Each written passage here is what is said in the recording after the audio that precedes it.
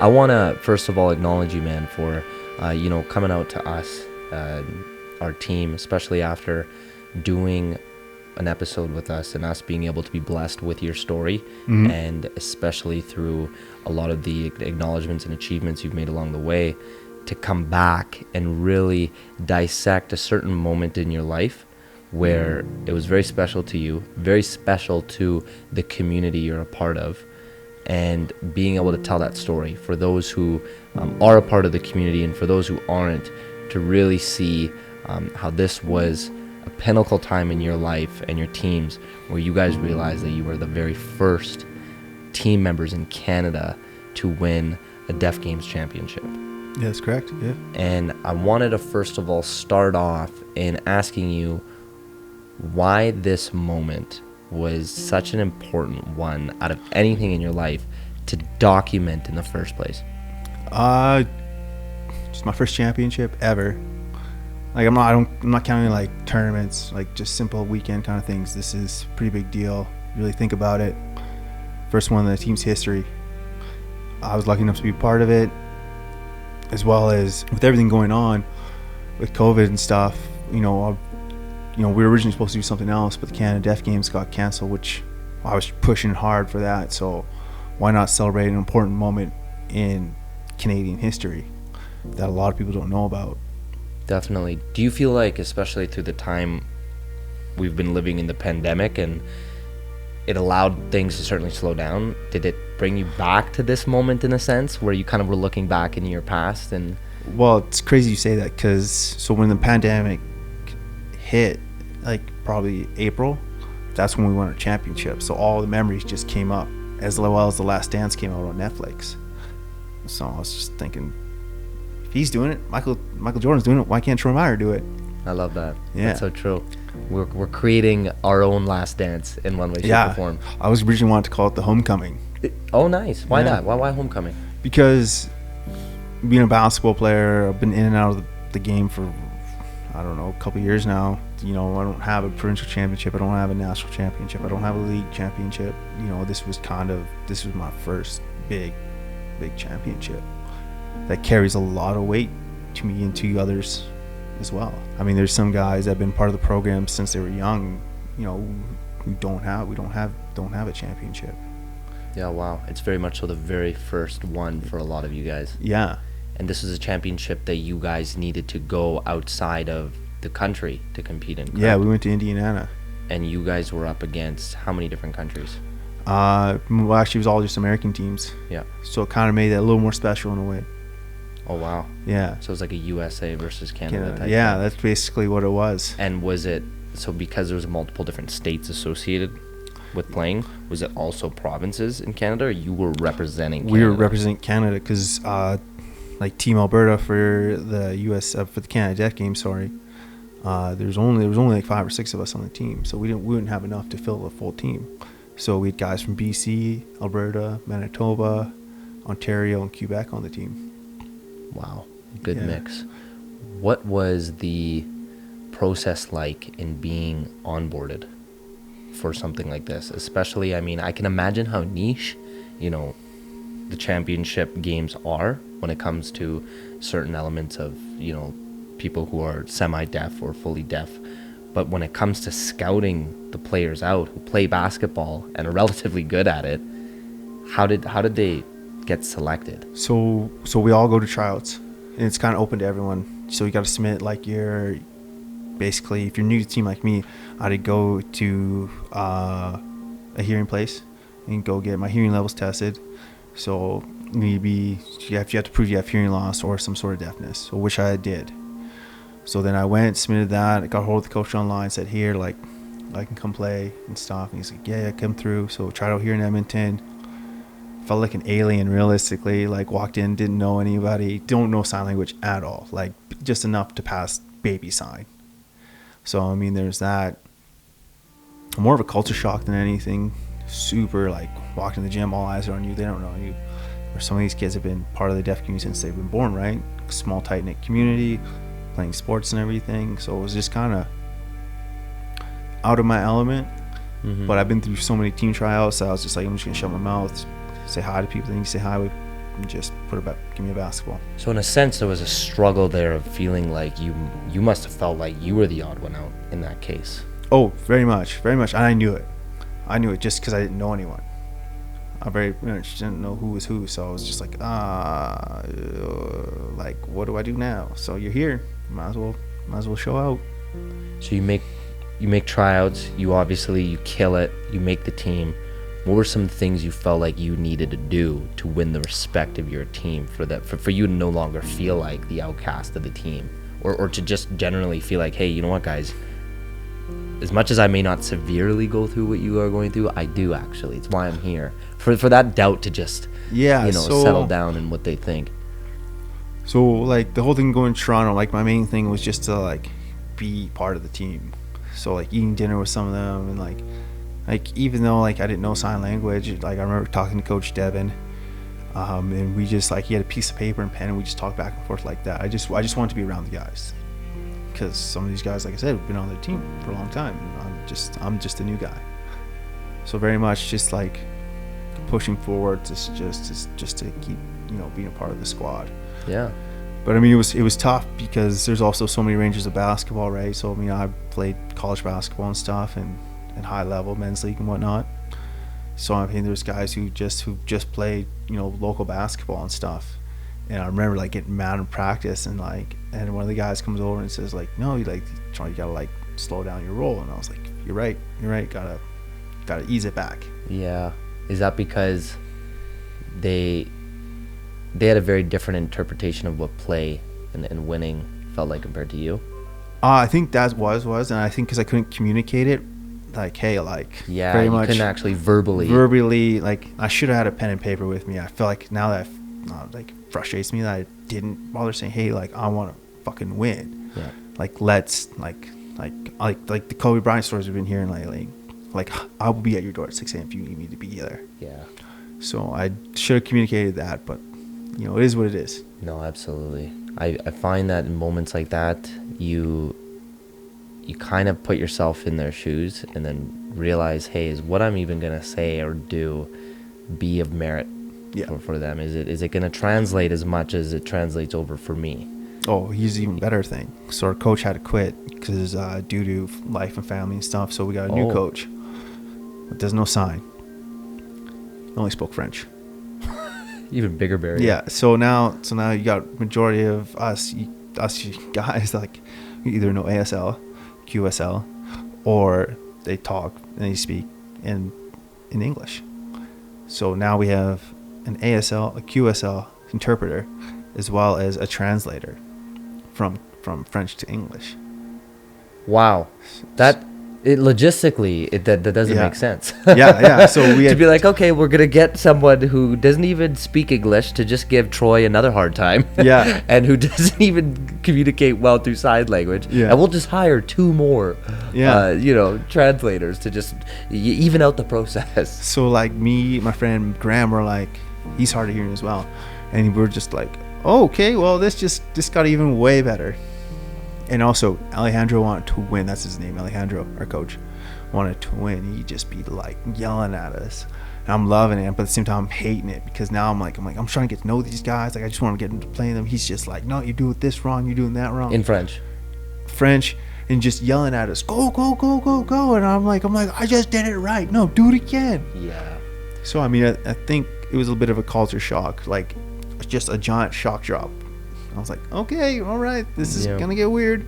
Do you find after that moment, especially relaying back to your struggle, where from feeling like the odd one out, then feeling like you're part of the team, what were some moments you can recall with your team members where you look back and go, just you're so blessed by the opportunity of developing such good rapport with them, where it might have been awkward, obviously, it might have felt very, maybe a little bit tense, because you understand that there's just such a big communication barrier, but at the same time, just guide me through what that looked like in your head, especially with the team dynamic and the importance behind that. So going out night one, I land with my buddy Raul, who I play with here in Edmonton. we land, and we're like texting through the phone and stuff, communicating through like the phone on the notes. And he goes, "You want to get something to eat?" And I'm like, yeah, let's go to Subway. So we go to Subway, eat real quick, kind of like go back to our rooms, chillax. Well, the rest of the guys come in and they're like, "Hey, you guys want to go to eat?" And they're all going like this, "You want to eat?" And I'm like, "Yeah, okay, cool. Yeah, I'll go out eat again. I don't care." Well, then like Callum goes, he goes, "You know sign?" I'm like, "No." So he write down on his phone, "You know sign language?" I'm like, "No, like I know, like cookie and basically baby sign." Kind of like laughs at me and stuff. So I sit down with the table, like they're all using sign and stuff, and I'm like, "All right, cool, man." I answer my phone, like they're all looking at me like I was like, I just blew my cover, like no, okay, shit. But I mean, I look at that moment as very much an eye-opening moment, realizing that like this is my team, this is my squad. What am I going to do? Like, if I can't communicate with these guys, how am I going to figure this out? So, I mean, luckily I did. And I'm learning a little bit of science here and there and, progressing. But, we don't have courses ongoing here. So that's one of the struggles I'm dealing with. But I'm just learning it through the phone as well. But it was that was an interesting moment. It was like key to my memory is eating down a French fry place and just the boys around me just talking up a storm. And, I'm not used to it. It's literally like another group of people you're trying to become friends with speaking a completely different language. That's what it must feel But you kind of get the gist though of that, right? Like like seeing it is way different than hearing it, because they might add in a word that like they might say fries or something like that you'll be like, "Oh, they're talking about French fries." Mm-hmm. Now they're talking about whatever, they saying, "Troy, you're an asshole." Like, who the fuck is this guy? Yeah, wow. And I can't imagine that being through your head when you feel like, okay, they could easily be talking about me and I could have no idea, right? But I didn't care. Yeah. I was like, whatever, let them talk. Like, I'm one of the best basketball players in my mind. Like, in my mind, I'm like, I'm one of the best basketball players in the court. Now, what was something you felt like you did where they, based off your actions, in a lot of ways, won your respect, or you won their respect? I think just playing basketball. Yeah, playing the game. Yeah, just playing the game and just the love for it. Like, you can definitely see, you do in jiu-jitsu basically, right? Just, when you see someone has a passion for it, doesn't matter if they are verbal, non-verbal, speaking French, Portuguese, it doesn't matter. It's all the same. Ball has to go through a hoop.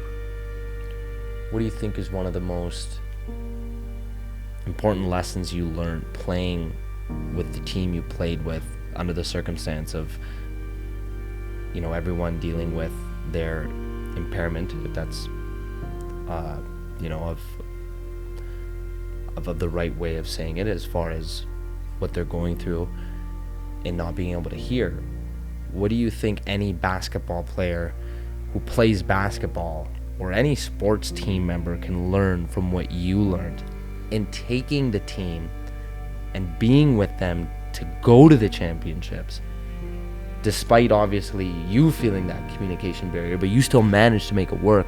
What can another team in general who have every ability to communicate with one another learn from that situation?